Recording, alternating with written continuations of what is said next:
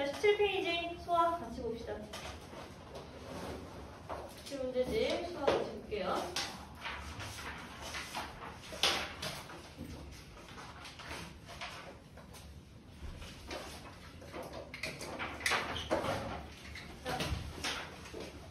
우리가 지난 시간에 영양소, 우리 몸과 영양소에 대해 이야기를 했었는데요. 이번에는 본격적으로 소화에 대해서 이야기를 할 겁니다. 먼저 소화의 뜻부터 한번 같이 볼게요. 소화, 바로 1번. 영양소를 몸속으로 흡수될 수 있을 정도의 작은 크기로 분해하는 과정. 여기다 밑줄. 작은 크기로 분해에다가 밑줄. 왜 굳이 작은 크기로 분해를 해야만 할까요? 굳이 왜 분해를 해야만 할까요? 세포만 정확히 그렇지. 누구한테 주기 위해서야? 그렇지. 세포에게 영양소를 나눠주려면 당연히 세포가 얘네들을 받아들일 수 있어야 되잖아요. 그지? 그렇기 때문에 세포 안으로 충분히 작게, 세포 안으로 들어갈 수 있게끔 충분히 작게 쪼개는 과정이 바로 소화다라고 보시면 됩니다. 그래서 바로 아래 소화가 필요한 이유, 거기에다가도 별표 쳐놓으세요.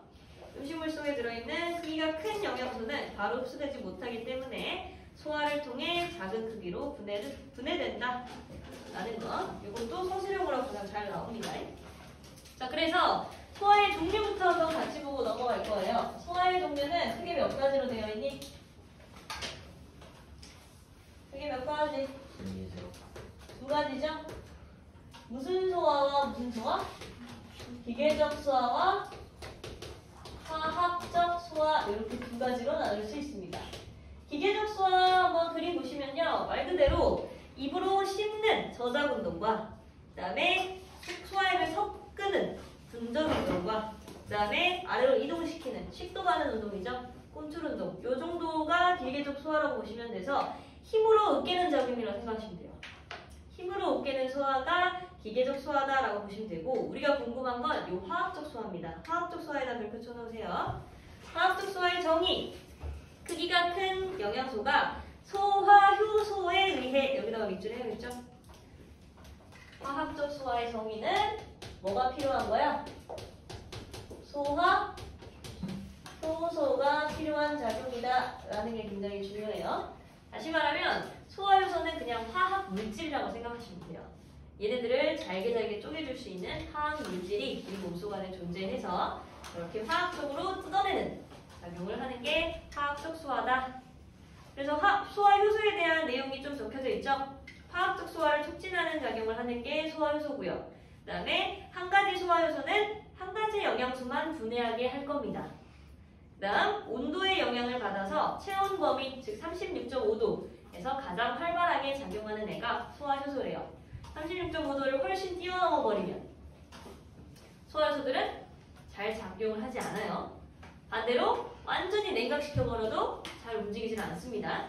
그래서 소화 효소는 체온 범위에서 가장 활발하다는 게 조금 있다가 문제로 나올 겁니다. 이것도 잘 기억해 두시고요.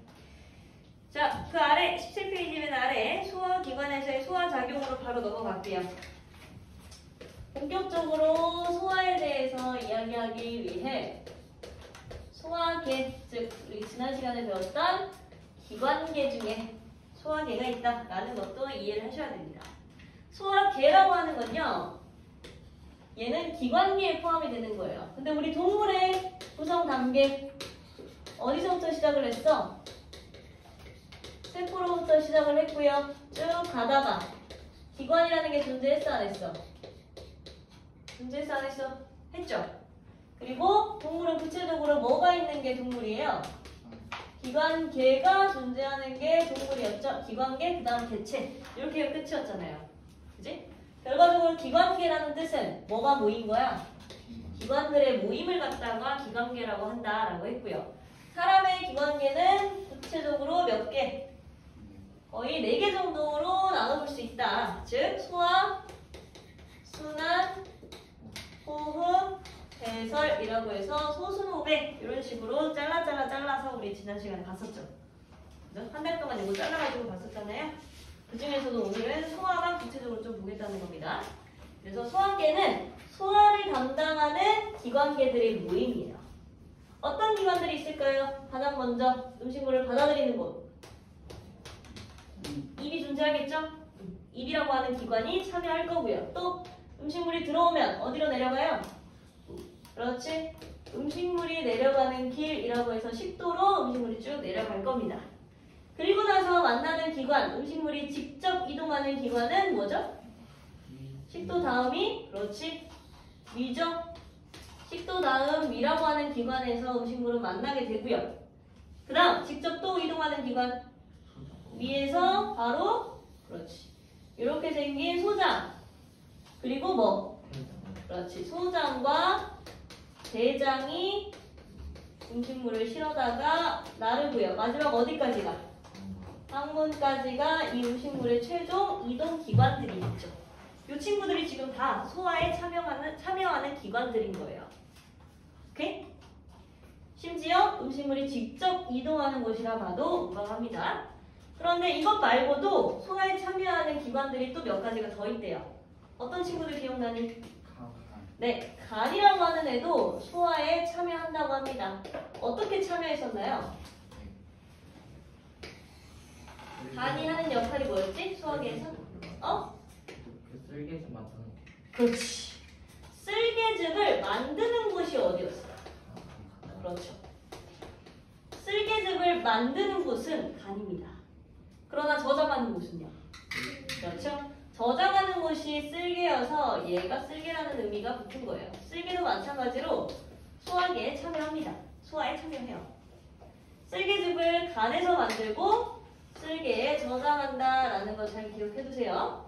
그 다음 또 참여하는 게 있을 텐데 췌장, 다른 말로 하면 췌장은 옛날 말, 요즘 말은 이자. 이자는 위아래에 약간 노란색으로 이렇게 생겨먹었어요. 이 이자에서는 무슨 소화액을 만들죠? 네, 이자액을 만듭니다. 그리고 이 이자액은 상당히 중요하다고 그랬어요. 왜? 탄단지 3가지 영양소를 다 분해하는 소화 효소를 갖고 있기 때문에. 오케이? 예고했어. 그 다음 또 작용하는 게 있을 텐데 소화액이 이것만 있나요? 소화액이 이것만 있나요? 윗속에 들어있는 소화액 이름이 뭘까요? 네, 위액이죠? 위에 또 소화액으로서 소화에 참여합니다.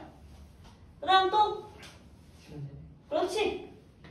입에 여러분들 입 여기 오른쪽에 볼기장 있잖아. 여기에 혀 한번 갖다 대보세요. 갖다 대보시면 약간 그 시원한 느낌이 드는 침이 이렇게 나오는 곳 찾아볼 수 있거든요. 약간 위쪽? 사람마다 달라서 아무튼 차가운 물이 이렇게 좀 나오는 것 같은 그런 곳이 침샘이에요. 침샘은 그래서 입에 존재합니다.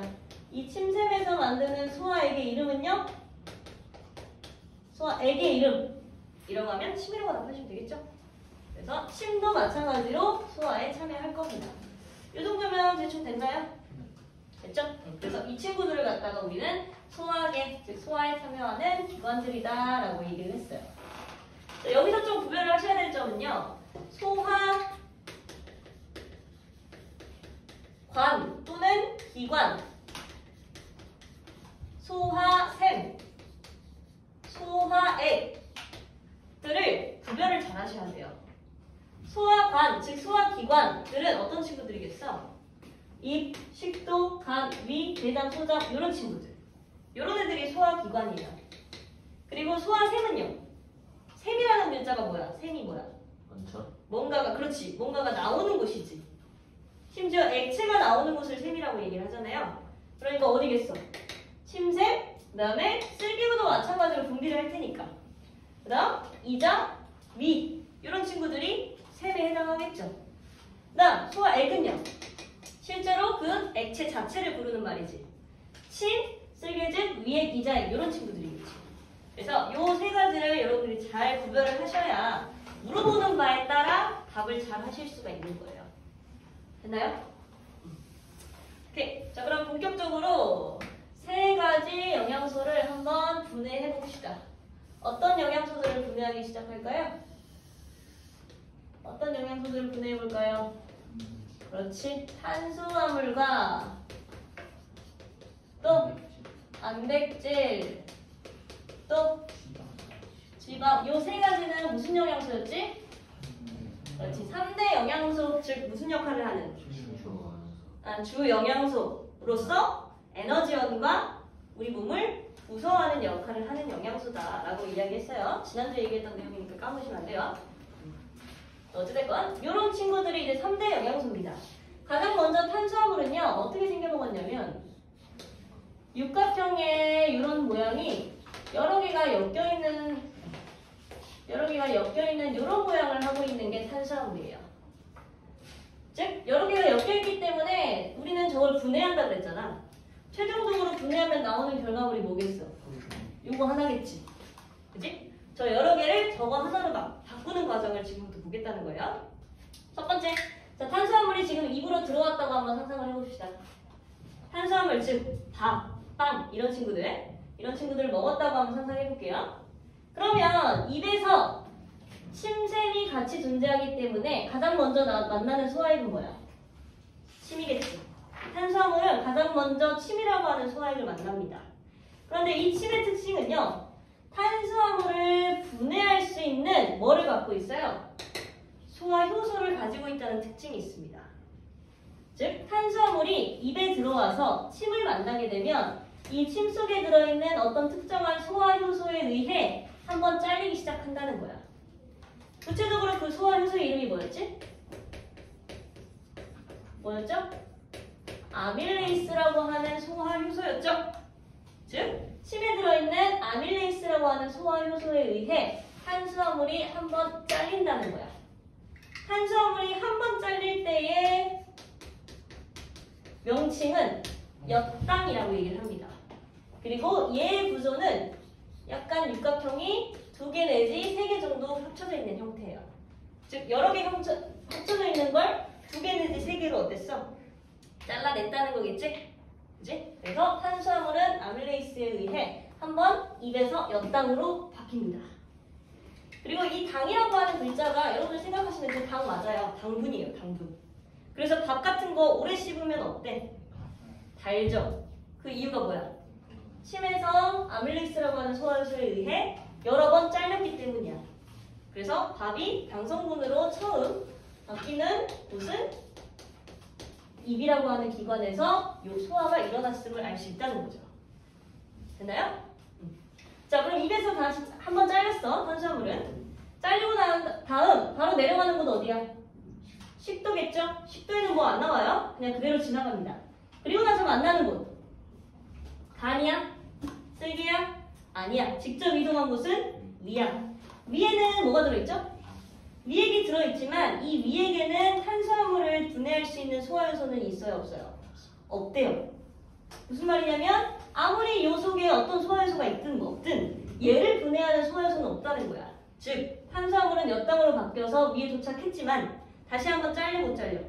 못 잘린 채로 식도처럼 그냥 그대로 내려가는 거예요. 어디까지? 소장까지. 그런데 소장으로 딱 내려왔더니 소장으로 내려오면서 사실은 위에서 바로 이 소장으로 이어지는 지점에 이 사이기 구간 있죠. 즉 소장의 첫 부분 여기 있죠. 여기를 우리는 뭐라고 얘기하냐면 12지장이라고 표현을 합니다. 그래서 내가 지난번에 12지장은 그냥 곧 소장이라고 생각하면 된다라고 했어요. 소장의 첫 부분이면서 이 12지장에서는 무슨 일이 일어나냐? 아까 간에서 만든 쓸개즙을 쓸개는 저장하고 있다고 했지. 그리고 이자는 직접 이자액을 만들어서 소화를 시킬 거라고 했지. 이자와 간, 쓸개가 위와 살짝 걸쳐 있잖아요. 그지? 쓸개에서 쓸개즙을 내려보내고 이자에서 이자액을 내려보내는 곳이 바로 12지장이에요. 그리고 이 위가 음식물을 내려보내고 그 다음 소장까지 가는 길도 12지장이에요. 따라서 쓸개즙, 이자액 그리고 실제로 음식물이 다 12지장에서 만납니다. 여기서 만나 소장으로 내려와서 잘릴 거예요. 근데 아까 이야기했잖아. 이자액 속에는 탄단지를 분해할 수 있는 모든 소화효소를 갖고 있다 라고 이야기했지? 그러니까 이자액에서 소장까지 끌고 내려와서 이 음식물을 다시 한번 뭐 하겠어? 분해하겠죠. 그리고 이 음식물을 다시 한번 분해할 수 있는 소화효소의 이름은 여러분들 외우기 쉽게 똑같이 아밀레이스입니다. 이자익 속의 아밀레이스가 음식물과 섞여져서 소장으로 내려온 다음 엿당이 계속해서 잘려요. 잘리다 보니 소장 끝까지 내려오게 되면 어떤 형태로까지 잘리는 거야? 아까 탄수화물을 다 자르고 나면 뭐 나온다고 그랬어? 요거 하나 나온다고 그랬잖아. 요거 하나의 이름이 뭐였어요? 그렇죠? 포도당이죠? 즉 지금 현재 포도당 요 육각형 모양 하나의 형태로 소장에서 다 잘린 겁니다. 물론 소장도 소화효소가 존재해요. 소화효소라기보다는 소장 속에 있는 상피세포가 이 소화를 관여를 하는데 그냥 요거까지는 우리가 잘 언급하지 않아. 이자까지만 잘 언급합니다. 그래서 아밀레이스가 한번 자르고 잘라서 최종 결과물 포도당이 됐다라는 것까지만 기억하시면 돼요. 여기까지가 탄수화물의 소화 끝. 됐어? 그 다음 단백질 볼 겁니다. 요거 내용 조금 같이 보실 내용이 뒷장 넘겨보시면 18페이지의 맨 아래 있죠? 3대 영양소의 소화과정 총정리 요거 참고하시면서 들으세요. 방금 녹말, 즉 탄수화물을 한 겁니다. 탄수화물을 다른 말로 하면 녹말이죠? 그래서 방금 녹말에 대해서 이야기를 한 거예요. 자, 그 다음 바로 단백질 봅시다. 위에 있는 것들은 이거 다 듣고 나서 보세요. 그래야 좀 정리가 될 것 같아서 이거 다 듣고 나서 봅시다. 자, 그다음 바로 단백질 볼게요. 단백질은 형태가 어떻게 생겼냐면 동그라미, 별, 네모 이런 식으로 여러 가지 단백질들이 이곳에도 마찬가지로 같이 엮여 있어요. 엮여 있으니까 당연히 자르면 요거 하나 나와야겠지? 그지? 요 형태의 이름을 나중에 아미노산이라고 부르게 될 겁니다. 단백질을 아미노산으로 바꾸는 과정 볼게요. 자, 먼저 단백질을 입으로 집어넣었어. 어떤 친구들? 약간 육류, 고기, 고기가 육류지? 생선, 육류, 달걀 이런 친구들을 집어넣었다 칩시다. 입으로 단백질이 이렇게 딱 들어와요.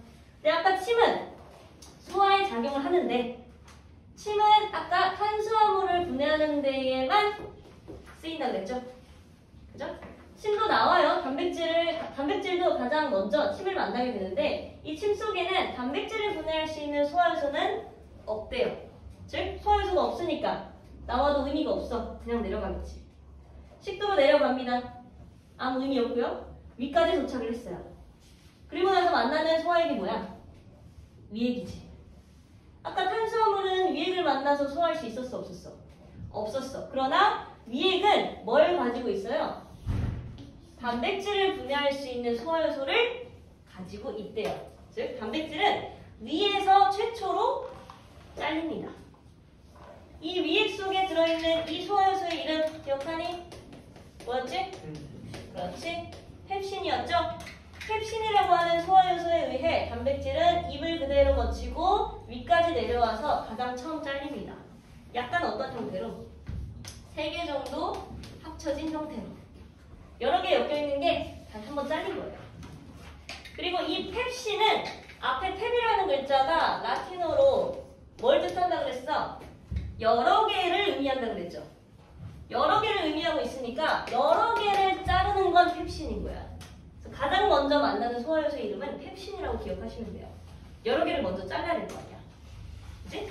그래서 윗속에서 지금 이런 형태로 잘렸다고 칩시다. 그런 다음 또 어디로 내려가? 이자 직접 들어가요? 아니죠. 직접 들어가는 곳 어디예요? 위다운. 바로 소장입니다. 12지장을 거쳐 소장까지 내려가서 다시 한번 잘릴 겁니다. 뭐에 의해? 아까? 그렇지. 이자액 속에는 3가지를 분해하는 소효소가 다 있다고 그랬잖아. 당연히 마찬가지로 이자액이 소장으로 같이 끌려 들어와 소장에서 다시 한번 단백질을 자르겠죠. 자, 그럼 이자액 속에 들어있는 단백질 소화효소 이름이 뭐였죠? 얘가 트립신이었죠? 트립신에 의해 단백질이 한 번 더 잘릴 거예요. 그리고 이 트립이라는 글자는, 앞에 트립이라는 글자는 너네 트리플이 뭔지 알지? 트리플 몇 개를 의미하는 거예요? 3개를 의미하는 거잖아요. 그러니까 3개 정도 잘린 걸 다시 한번 자르는 애가 트립신인 거야. 오케이? 그러니까 펩신이 있고 그 다음 트립신이 있어야 되는 거야. 항상 순서는.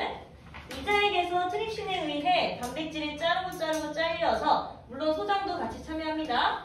최종 형태 뭐로 바꾸는 거예요? 아까 단백질의 기본 단위 뭐였지? 아미노산으로 바꾸는 과정. 여기까지가 단백질의 소화 과정. 끝. 됐나요? 마지막으로 뭐 남았어? 지방 남았죠? 지방은 어떻게 생겨먹었니? 일지 껍데기에 다리 몇 개? 3개. 이렇게 그려진 친구들이 모여있는 형태가 지방이라고 그랬죠?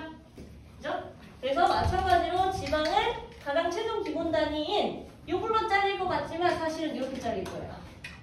다리 2개와 다리 하나 달린 놈으로. 오케이? 그래서 지방을 분해하는 것까지도 한번 봅시다. 자, 지방이 입으로 들어왔어요. 그럼 가장 먼저 만나는 소화액. 침이죠? 침 속에는 지방을 분해하는 소화 효소가 있을까요? 없을까요? 없어요. 그대로 내려갑니다. 10도 의미 없고요. 어디까지 가요? 위까지 그대로 내려옵니다. 윗속에는 그 다음 만나는 소화액 뭐겠어요? 미액이 있죠? 미액도 마찬가지로 지방을 분해할 수 있는 소화효소는 있어요? 없어요?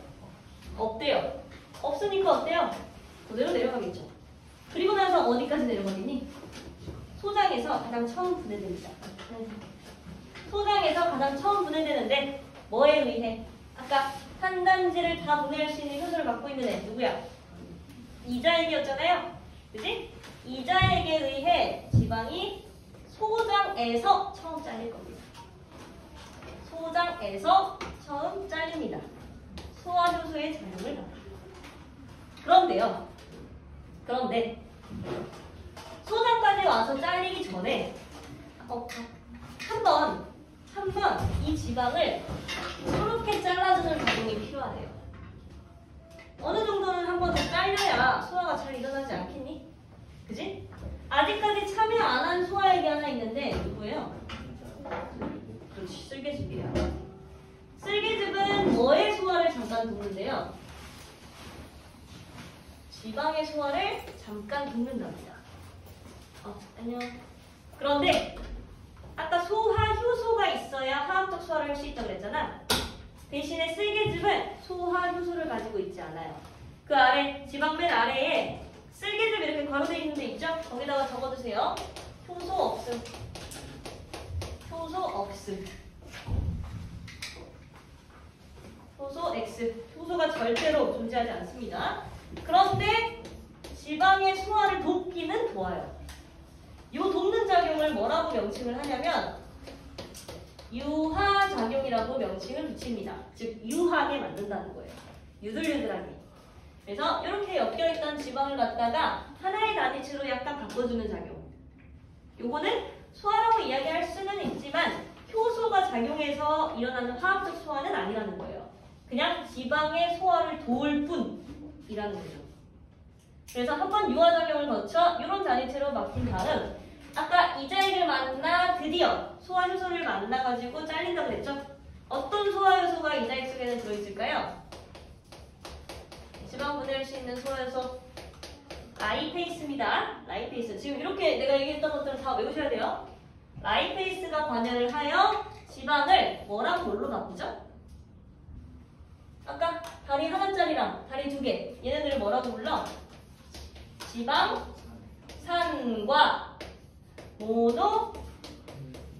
모노글리세리드. 이게 지방의 최종 기본 단위체 명칭이에요. 지방산은 다리 2개를 가리키는 거고요. 모노글리세리드는 돼지껍질 하나에 다리 하나 붙어 있는 거. 이 앞에 모노라는 글자가 뭐라 그랬어? 하나를 의미한다고 그랬죠. 아까 트림이랑 좀 비슷한 맥락이에요. 모노라는 글자가 하나를 의미하는 거라서 이렇게 하나 달려있는 게 모노글리세리드다 라고 보시면 됩니다. 그래서 여기까지 지방 소화 끝났어요. 됐어? 그럼 이제 마지막으로 뭐 해야 돼? 열심히 분해를 했으면 뭐 해야 돼? 그렇지. 데려와야 될 거 아니야. 세포 속으로 흡수시켜야 될 거 아니에요? 그 흡수에 대한 내용이 오른쪽 19페이지에 있습니다. 영양소의 흡수는 누가 담당하나요? 누가? 그렇지. 소장이 담당합니다. 소장. 즉 최종적으로 분해되는 것도 소장이었고요. 최종적으로 흡수하는 것도 소장이에요. 대장이 하는 역할은 뭐죠? 영양소를 흡수하나요, 대장은? 아니죠. 영양소를 흡수하는 건 전부 소장이 한다고 생각하시면 돼요. 나머지 뭐를? 수분만 쪽 빼서 뭐 만드는 거야? 덩 만들겠죠. 그지? 그래서 대장에서는 음식물 찌꺼기를 만들고 배출하는 역할을 담당한다. 즉 대장은 배설계가 아니라 어디다? 소화계다. 라는 것도 잘 기억하세요. 그래서 어찌됐건 소장에서 흡수를 할 건데요. 소장은 약간 구조가 이런 식으로 생겼대요. 근데 이 구조에서 끝이 아니라 이렇게 약간 너네 아따맘마 아니? 혹시 아따맘마 본 적 있니? 본 적 있어요? 아따맘마 엄마 이렇게 생겼잖아요. 이렇게 생긴 모양을 가지고 있는 게 소장이래요. 그리고 이 형태 하나를 갖다가 우리는 뭐라고 얘기하냐면 네, 융털이라고 한답니다. 융털에다가 동그랗게 별표 쳐놓으세요. 융털이라고 한답니다. 소장의 구조, 소장 안쪽 벽에는 주름이 많고 주름 표면에는 수많은 융털이 나 있다. 융털에다가 동그라미.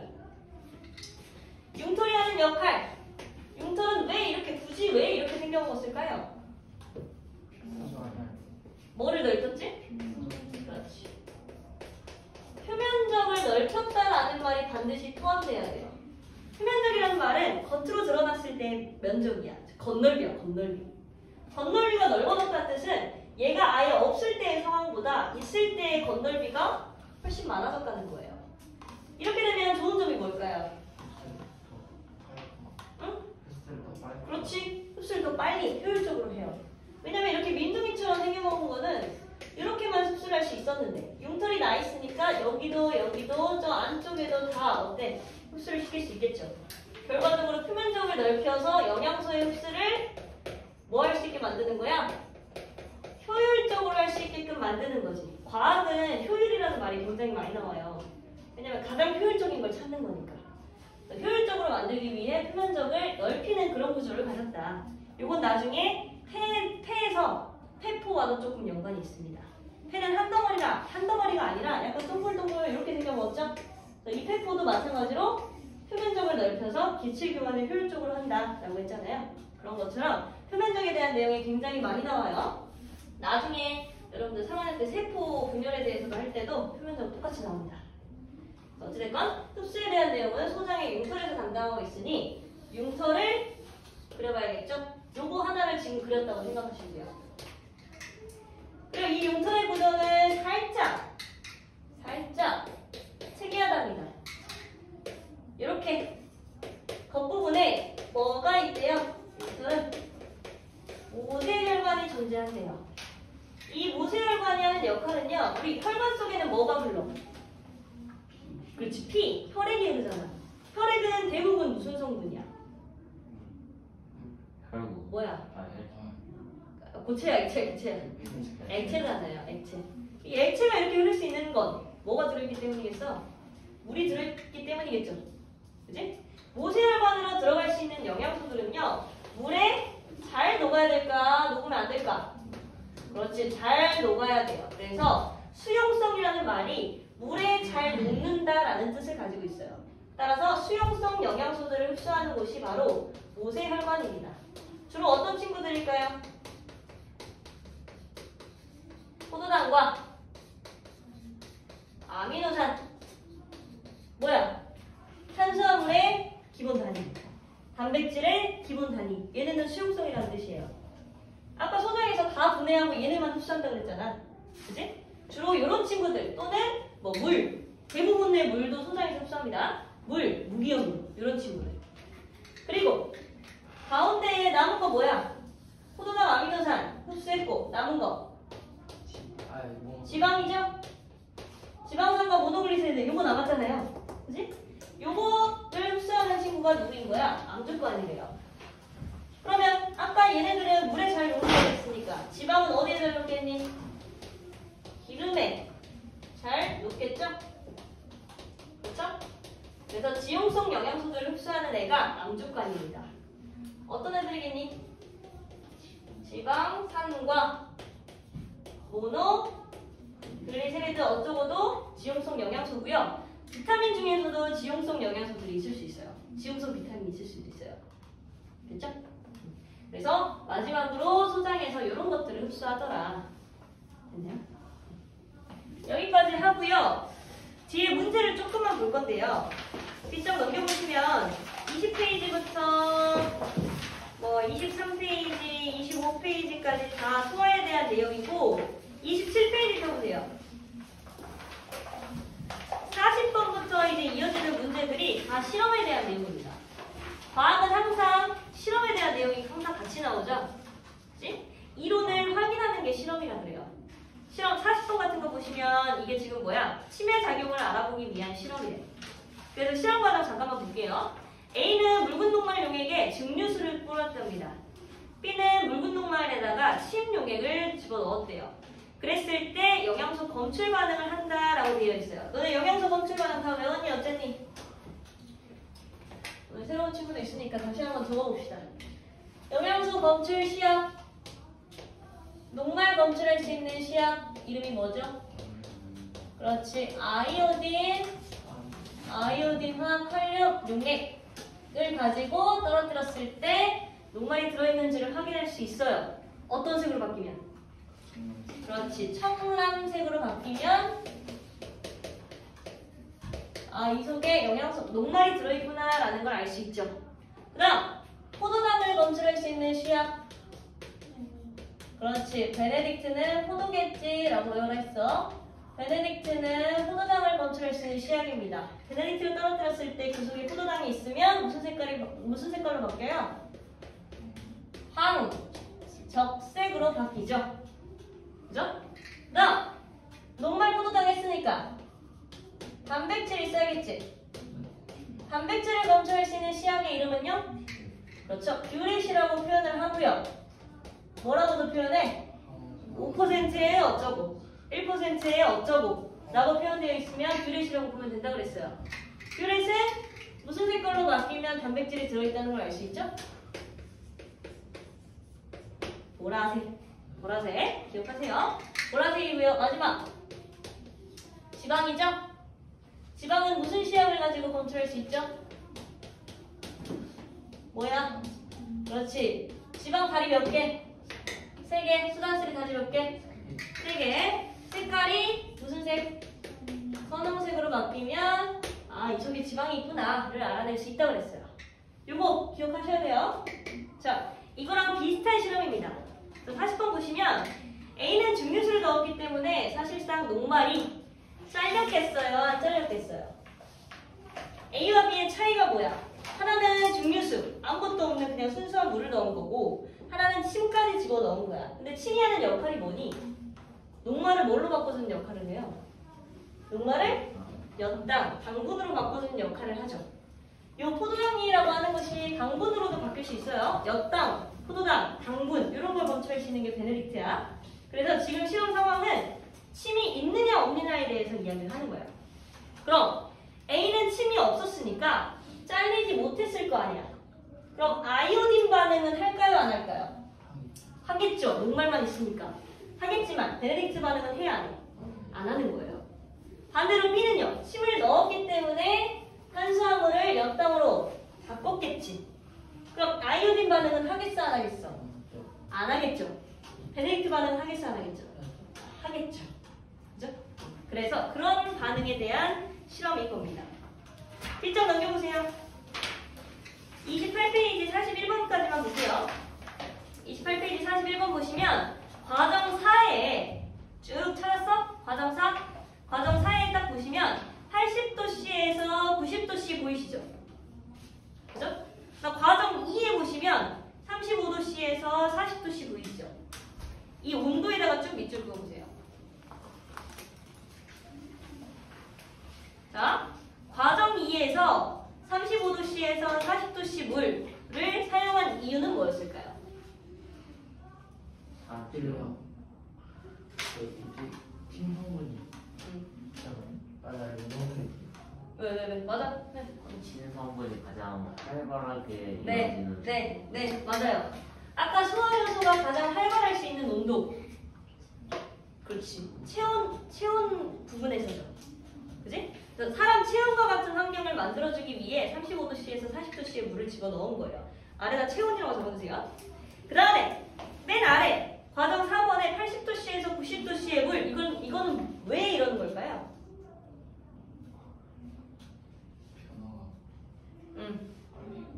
네, 과정 4는 지금 뭘 떨어뜨렸어요?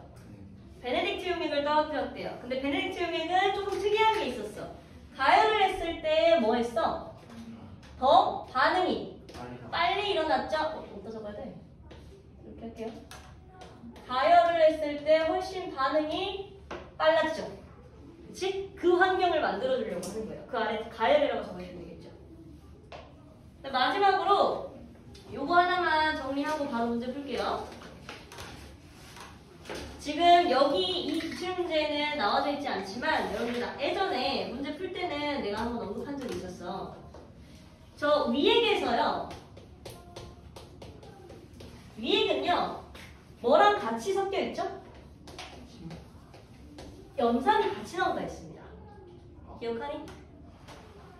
위에서 음식물이 들어왔을 때 염산도 같이 나와요. 위에서. 이 염산이 하는 역할에 대해서 이야기할 거예요. 자, 위액과 염산이 합쳐졌을 때 장점 첫 번째. 염산의 특징이 뭐니? 녹아요? 약간 염산이라고 하는 것 자체가 주는 게 뭐야? 약간 시큼할 것 같지 않니? 그게 이제 산이라고 하는 성분 때문에 그래요. 너네 산염기 들어봤지? 산염기. 산성은 약간 신거, 식초 쪽이라면 염기성은 약간 비누 쪽.